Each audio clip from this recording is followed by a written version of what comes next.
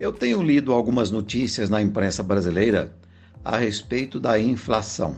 A inflação de 2021 fechou acima de um dígito, ou seja, 2 dígitos, medida pelo IPCA passando de 10%.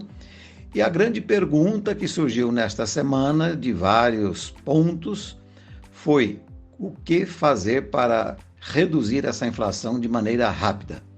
Primeiro, é preciso dizer que a inflação pode ser definida como um aumento generalizado e contínuo dos preços. Entretanto, é preciso medi-la.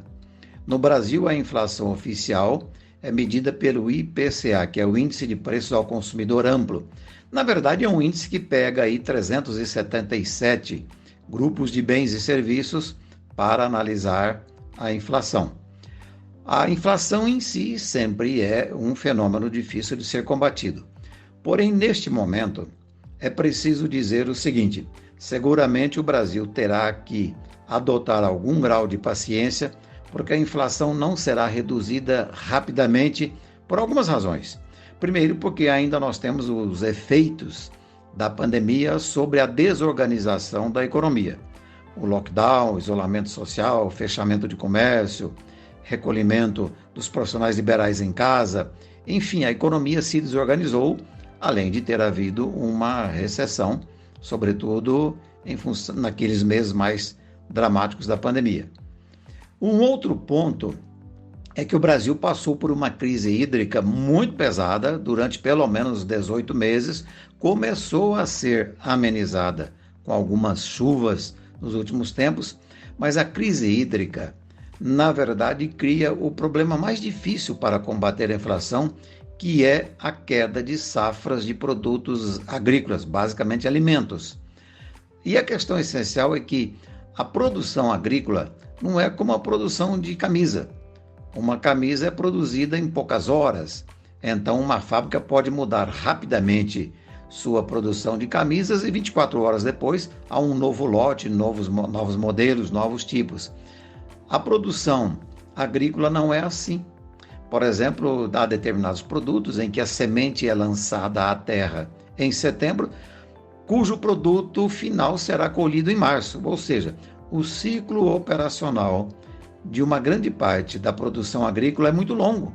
E por ser longo, toda vez em que há uma crise hídrica que leva a uma quebra de safra, a recuperação da produção para aumentar a oferta e ajudar a combater a elevação de preços é algo muito lento. Então, esse é um problema que está aí. E o fato é que a crise hídrica tem quebrado a produção não só aqui no Brasil, mas, por exemplo, no Paraguai também. Ou seja, é uma crise um pouco pesada. Então, crise hídrica, quebra de safra, efeitos da pandemia, sobretudo da desorganização da economia, e mais o aumento das taxas de juros, exatamente porque a inflação existiu, tudo isso no seu conjunto dificulta a redução rápida das taxas de inflação. E há um outro efeito: como a inflação já ocorreu, os sindicatos, as categorias de profissionais, enfim, há uma grande pressão para reajustes salariais a fim de repor a inflação que passou, inclusive nas categorias de servidores públicos. Então, no momento em que os salários venham a ser reajustados para repor a inflação que passou, eles aumentam os custos das empresas e isso também dificulta a redução rápida da inflação. Tudo isso para dizer uma coisa essencial: a inflação brasileira deverá ser reduzida. Possivelmente, se a pandemia não piorar, a economia brasileira termine 2022 com uma inflação dominada. Porém, o país há que ter paciência, porque o conjunto de causas é um conjunto relativamente complexo. Voltaremos a esse tema. É isso. José Pio Martins,